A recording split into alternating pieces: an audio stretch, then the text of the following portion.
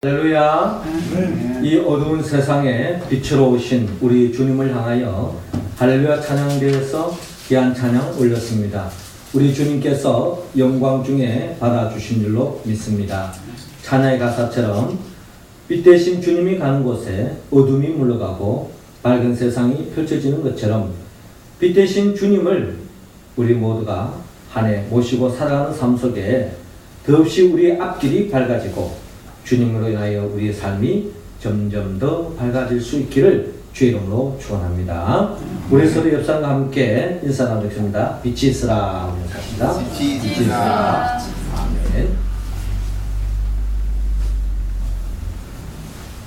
아멘. 가정에서 부모가 낳은 자식 중에도 부모의 마음에 더없는 기쁨을 안겨주는 자식이 있는가 하면은 때를 따라서는 부모의 마음에 한없이 근심을 안겨주는 자식도 있는 것입니다. 영적인 하나님 아버지와 우리 관계도 마찬가지입니다. 하나님 아버지가 보시기에 더없는 기쁨이 되는 하나님의 자녀가 있는가 하면 비록 하나님의 자녀이면서도 하나님 아버지의 마음에 늘 근심만 안겨주는 그런 하나님의 자녀도 있을 수 있다는 겁니다. 오늘 성경은 하나님께서 예수님을 향하여 바라볼 때에 예수님을 향하여 이는 내 사랑하는 아들이요 내 기뻐하는 자라 라고 말씀하고 있습니다. 예수님을 향한 최고의 주님의 사랑의 표현을 드러내고 있습니다. 이는 내 사랑하는 아들이요 내 기뻐하는 자라. 이 말씀을 언제 하셨는가 하니 오늘 성경 본문에 바라보면 이는 내 사랑하는 아들이요 내 기뻐하는 자라 하는 이 말씀은 예수님께서 세례를 받으실 때에 하늘문이 열리면서 성령이 비둘같이 임하는 가운데 하나님께서 예수님에게 하셨던 말씀입니다. 그러니까 이 말씀을 우리가 헤아려 볼 때에 예수님이 세례를 받을 때에 이처럼 하나님이 더없이 사랑으로 바라보시고 기뻐하셨던 것처럼 우리도 예수님과 같이 세례를 받고 세례 받은 자의 삶으로 나아갈 때에 하나님은 우리를 바라보며 더없이 사랑하시고 더없이 기뻐하신다는 것을 우리는 성경을 통하여 헤아릴 수 있습니다.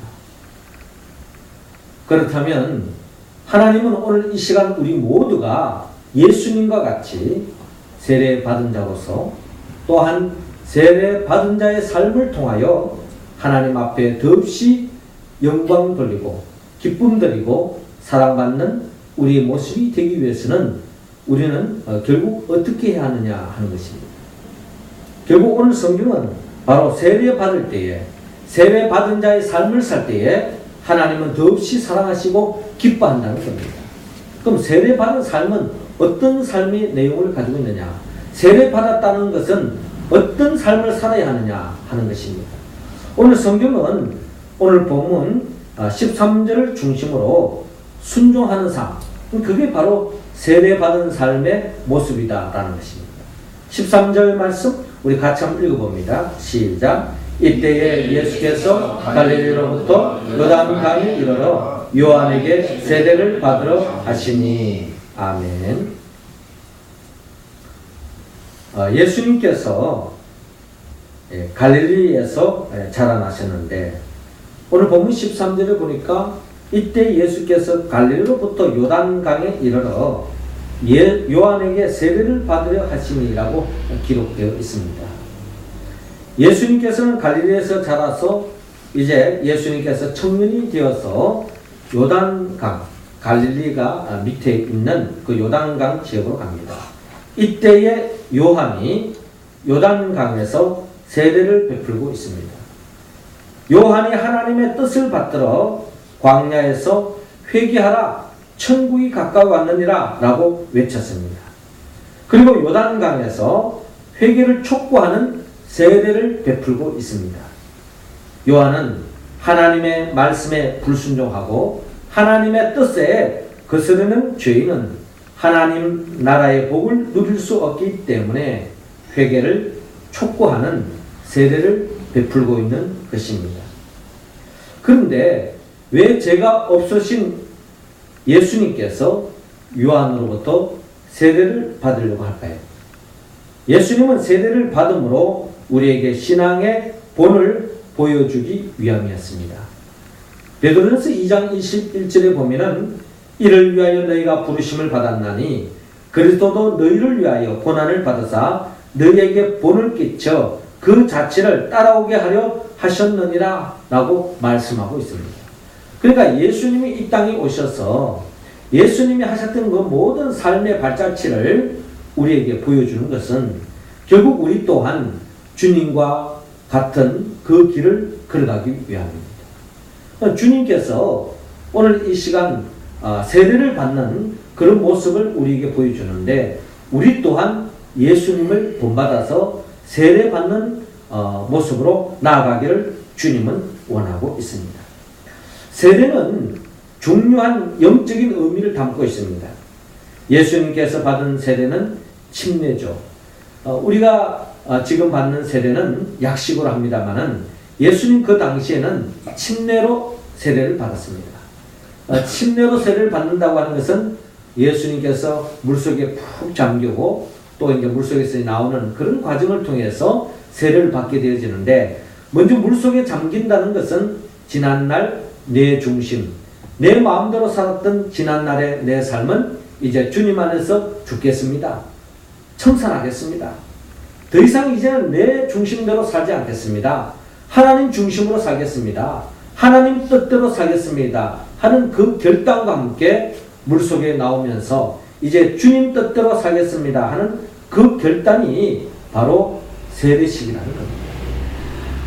그러므로 예수님 또한 이처럼 하나님의 뜻대로 살겠다고 맹세하면서 지금 세례에 임하고 있습니다. 그래서 오늘은 우리가 주일에 주연절 첫 번째 주일이면서 주님의 수세주일로 우리가 기념하여 예배를 드리고 있습니다. 주님의 수세주일, 이 세례식을 통하여서 예수님께서 이때부터 공생애가 시작되어집니다.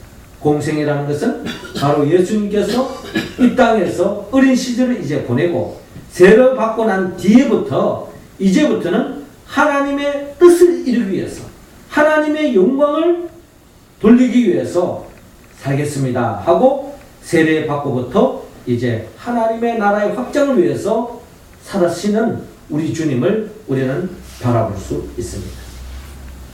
이처럼 세례 정신은 바로 십자가 정신과 다름이 없습니다. 철저하게 하나님의 뜻대로 살겠습니다 하는 것입니다. 우리가 세례 교인이 되었다고 하는 것은 바로 이와 같은 결단한 성도를 말하고 있습니다. 우리 교회도 직분을 받으려면 세례를 받아야 합니다. 집사가 되든 또한 시무권사가 되든 또한 장로가 되든 안수집사가 되든 또 목사도 세례를 받지 않고서는 결국 그 어떠한 사역도 감당할 수 없습니다. 그럼 세례 받았다는 것은 철저하게 이제부터는 내 기분대로 내 감정대로 내 마음 내키면 하나님이 일하고 내 마음 안 내키면 하나님이 일하지 않는 그런 자세가 아니라 철저하게 하나님의 영광을 위하여 하나님의 뜻을 이루기 위하여 내가 충성하겠습니다 하는 그 결단이 바로 세례 교인이라는 것입니다. 그래서 예수님은 이 세례 정신으로 하나님이 일을 하면서 그 세례 정신으로 예수님이 하나님의 뜻을 이루기 위해서 주님이 가장 많이 힘썼던 주님이 우리에게 보여주시던 내용이 바로 뭐냐면 바로 주님이 기도하셨습니다. 기도하는 사람 특징은 바로 성령의 도움을 받아가지고 그 성령에 충만한 사람은 철저하게 자기 기분대로 살지 않습니다. 자기 가치관을 따라 살지 않습니다. 하나님 뜻대로 사는 것, 이게 바로 기도하는 사람의 특징입니다. 우리가 왜 기도를 많이 해야 됩니까? 내가 기도해야 할 이유는 내 생각, 내 기분, 내 마음대로 살지 않겠다고 하는 결단의 연습입니다. 주님께서 새벽 명면에 새벽 기도를 하신 이유가 뭡니까? 새벽을 깨운 이유가 뭡니까? 그리고 겟세마네 동산에서도 주님이 땀방울이 핏방울이 되도록 기도하신 이유가 뭡니까? 철저한 그 예수님의 기도에는 나의 원대로 마옵시고 아버지의 원대로 하옵소서. 이 기도가 주님의 주 기도였습니다. 물론 기도는 내 바라는 대로, 내 원하는 대로 되기를 갈망하는 마음으로 기도가 출발되어지죠. 그러나 성숙한 사람은, 세례받은 사람의 기도는 거기에 머물러서는 안 됩니다. 이제부터는 하나님의 뜻을 이루게 해달라고 기도해야 되며, 그 뜻을 이루기 위해서는 철저하게 성령의 도움을 받지 않고는 우리는 하나님의 뜻을 이루어갈 수가 없다는 것입니다. 우리는 사람인지라 다 인간적인 마음이 있어요. 다 좋은 게 아니냐. 가능하면 뭐 그냥 웃으면서 합시다. 가능하면 그냥 뭐 좋은 게 아니냐라는 생각에 젖을 때가 있습니다.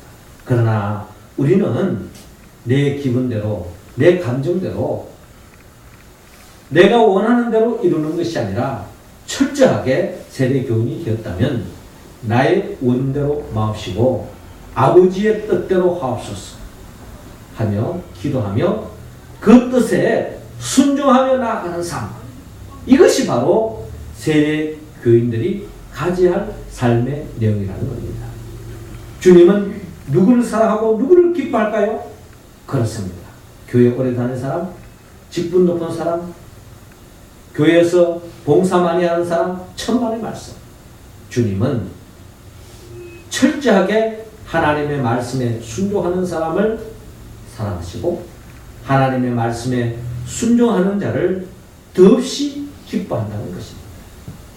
올 한 해 우리 모두는 세례교인으로서 다 주님의 말씀에 철저하게 순종하여서 주님으로부터 사랑받고 주님 앞에 기쁨 드리는 우리의 모습 되기를 주의 이름으로 축원합니다. 이어서 두 번째로 우리는 세례교인으로서 우리는 어떤 삶을 살아야 하느냐? 오늘 주님께서는 오늘 본문 14절을 중심으로 주님처럼 겸손하라고 말씀하고 있습니다. 14절 말씀 우리 할렐루야 찬양 대원들 읽어주시기 바랍니다. 시작. 요한이 말려 이르되 내가 당신에게서 세례를 받아야 할 텐데 당신이 내게로 오시나이까. 아멘. 네, 주님께서 우리가 세례받은 성도들이 가져야 할 자세가 바로 겸손한 삶이다라는 겁니다. 오늘 보면 14절에 보면 요한이 말려 이르되 내가 당신에게 세례를 받아야 할 터인데 당신이 내게로 오시나이까 라고 성경에 기록되어 있습니다. 자, 예수님께서 요단강에서 요한에게 세례를 받으려 할 때에 요한이 만류합니다. 요한의 만류는 딴 게 아닙니다. 제가 귀찮아서 제가 하기 싫습니다. 이게 아니죠. 지금 요한이 예수님 앞에 세례를 드리려고 할 때에 요한은 자기 자신의 부족함을 그 누구보다 잘 알았다는 겁니다. 마이는 죄인들 앞에 주님의 이름으로 세례를 베풀고 회개를 촉구하고 있지만 그러나 그 주님은 그리스도이시기 때문에 주님에게 감히 자기 자신이 세례를 베푼다고 하는 것은 있을 수 없는 이야기라는 겁니다. 이미 우리가 잘 아는 것처럼 세례 요한은 이미 그가 예수님에 대해서 철저히 높였던 사람입니다. 나는 물론 너에게 세례를 주거니와 나보다 능력이 많으신 이가 오시나니 나는 그 신들매를 풀기도 감당하지 못하겠노라. 그는 성령과 불로 너희에게 세례를 주실 것이요 라고 말씀하셨고 또 요한복음 3장 30절에 보면은 그는 흥하여야 하겠고 나는 쇠하여야 하겠다라고 말씀을 하셨습니다. 이처럼 세례 요한은 이 주님이 누구인지 알았습니다. 그런 주님에게 자기가 세례를 베푼다는 것은 있을 수 없는 이야기로 생각하면서 사용하고 만류하고 있는 세례 요한의 모습, 참으로 겸손한 모습. 이러한 겸손한 이 세례 요한에 대해서 예수님께서 세례 요한에 대해서 평가하기를 여자가 낳은 자 중에 요한보다 큰 이가 없도다 라고 이야기한 바도 있습니다. 이처럼 세례 요한이 주님 앞에 칭찬받았던 이유는 바로 겸손했기 때문이었습니다.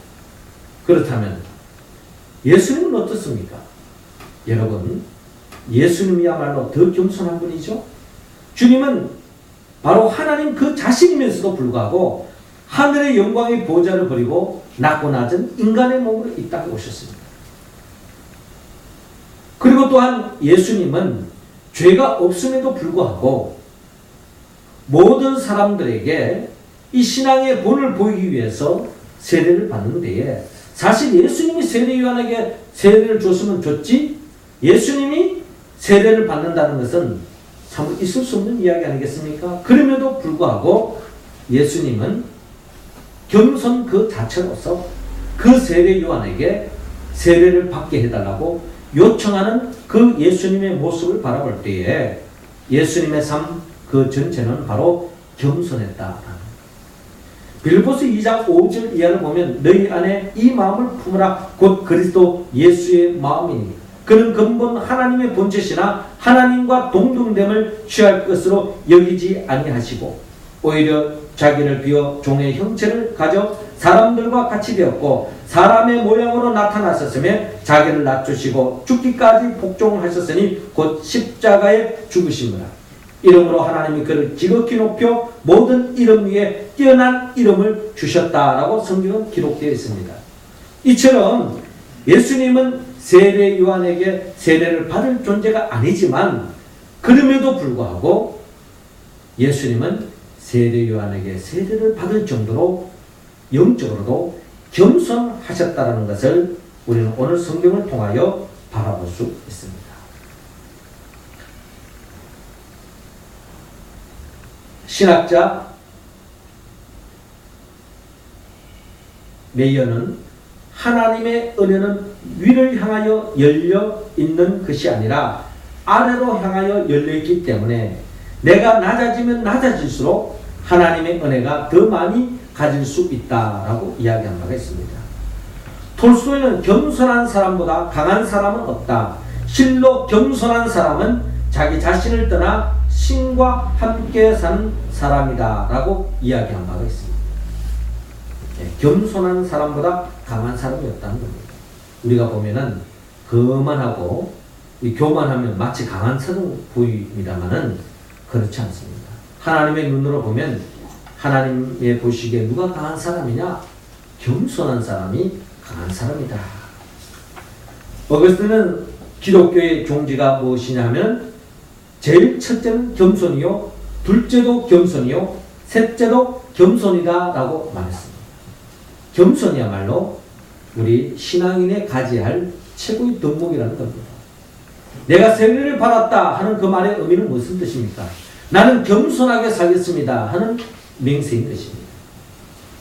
조문의 작가 앙드레 지더는 겸손은 천국의 문을 열고 교만은 지옥의 문을 연다 라고 이야기한 바가 있습니다.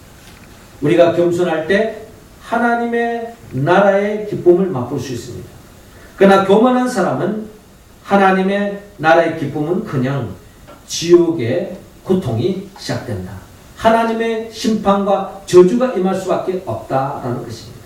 그러므로 우리가 겸손할 때에 하나님의 나라의 그 기쁨을 맛볼 수 있고 하나님으로부터 더 없는 사랑을 받는다라고 성경은 말씀하고 있습니다.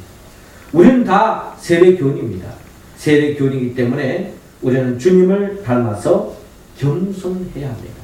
겸손한 삶을 살아갈 때에 하나님께서는 우리를 바라보시고 더없이 사랑하시고 기뻐하신다 하는 것을 우리는 다시 한 번 더 마음에 새기고 올 한 해도 우리가 세례 받은 자로서 우리가 형식적으로 세례교인입니다 할 것이 아니라 우리가 우리의 삶 자체가 겸손한 자로서 주님 의지하고 주님께 매달리고 주님만 바라보고 의지하며 나가는 우리 모두가 되기를 주의 이름으로 축원합니다.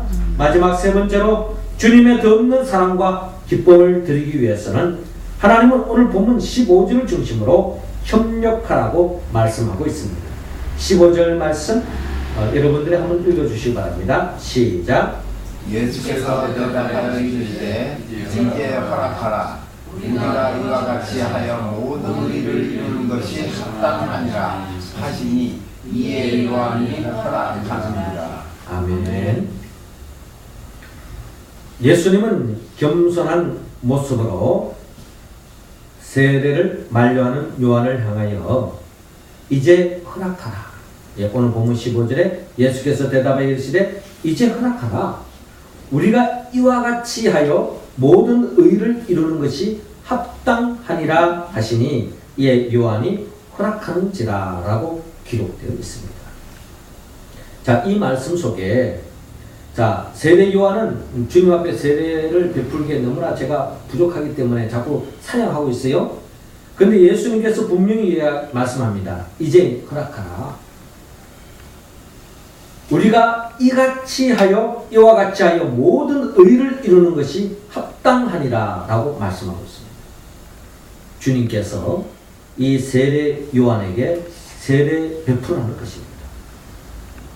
그리고 이와 같이 하는 것이, 우리가 이와 같이 하는 것이 모든 의를 이루는 것이 합당하니라 라고 말씀하고 있습니다. 세례 요한은 사랑하고 싶고 만류하고 싶었지만, 감당하기 어려웠지만 주님의 말씀에 그대로 응답하며 나아갑니다. 그러니까 주님의 그 마음을 뜻을 헤아렸던 것입니다. 주님은 함께 하기를 원합니다. 우리가 이와 같이 하여 주님이 홀로 하지 않으시고 세례 요한과 함께 하기를 주님은 원했습니다. 세례 요한은 겸손한 사람이었습니다. 순종하는 사람이었습니다. 이 세례 요한과 함께 하기를 원했던 것입니다. 이렇게 함께하여 의를 이루기 위하신 우리 주님을 우리는 바라볼 수 있습니다.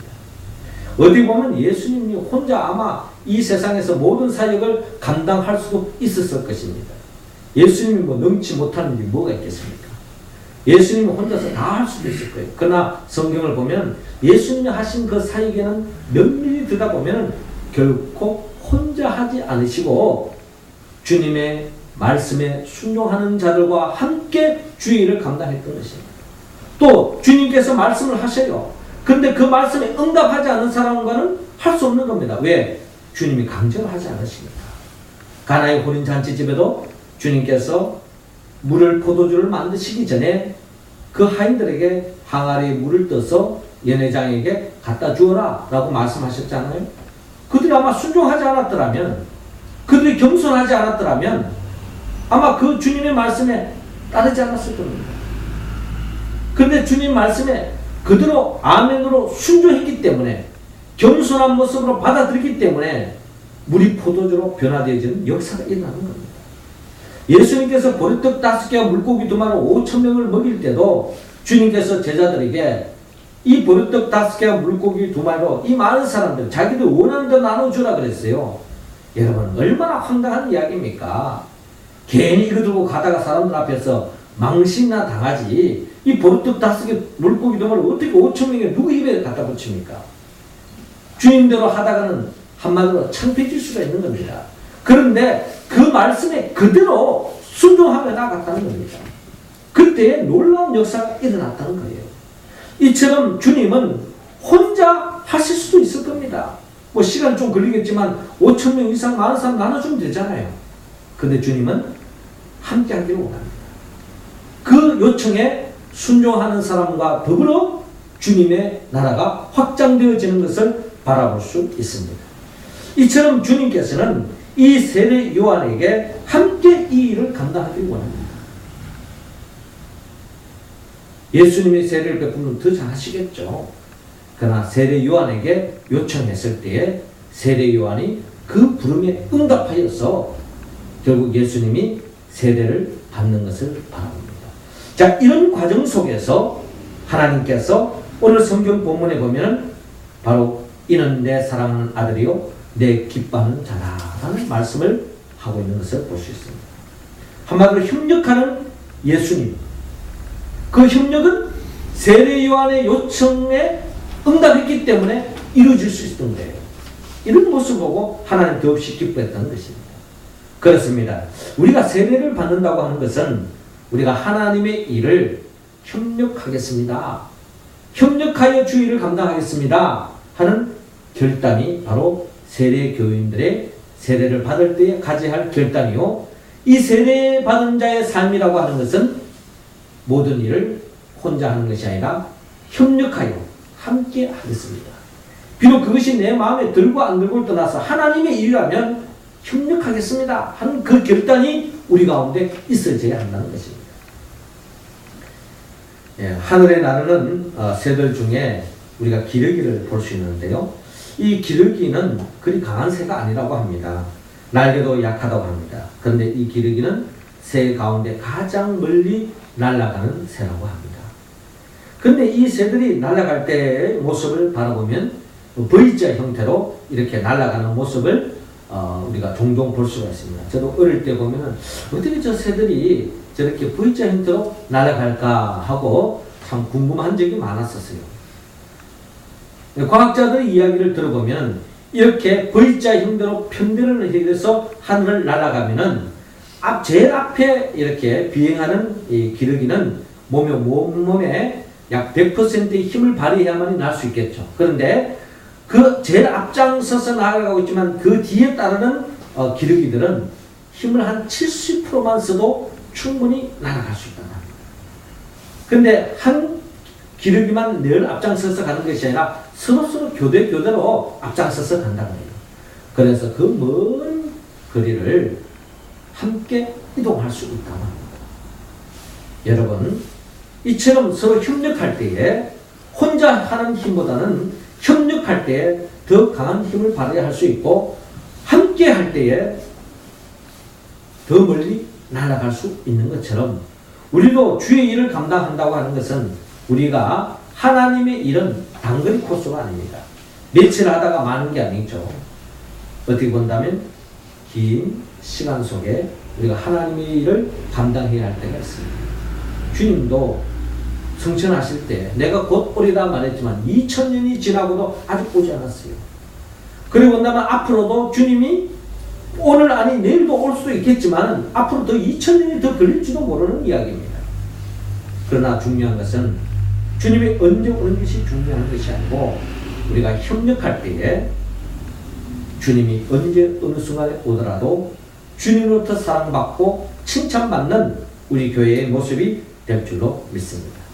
사랑하는 성도 여러분, 주님은 바로 이처럼 주님의 말씀대로 서로가 같이 주님 앞에 순종하고 겸손하고 또한 주님의 앞에서 서로 협력하는 그들을 향하여 내 사랑하는 아들이요 내 기뻐하는 자라 라고 하나님께서 주님을 향하여 말씀하셨던 것처럼 하나님은 우리 모두가 세례 교인으로서 세례 교인답게 살기를 원합니다.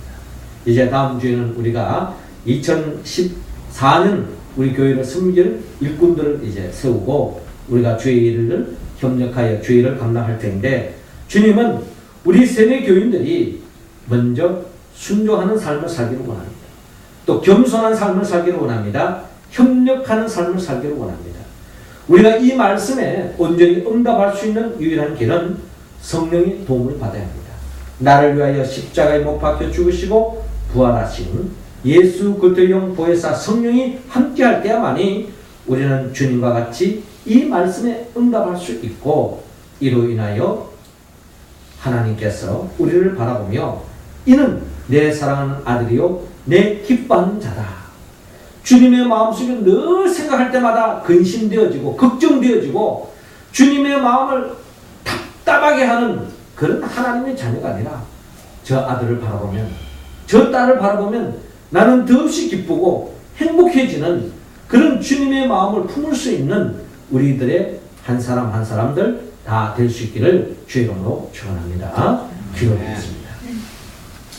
생명의 영 보혜사 성령님이시여 이 시간 우리 각자 한 사람 한 사람에게 성령의 기름을 부어 주시옵소서. 우리 모두가 철저하게 주의 말씀에 순종하고 또 주님 앞에 겸손하고 또 주님의 일에 대해서는 결국 서로 협력하여 선을 이루고 의를 이루고 하나님의 영광 돌리는 우리의 모습 다 되어지게 하여 주시옵소서. 예수님의 이름으로 기도드리옵나이다. 아멘.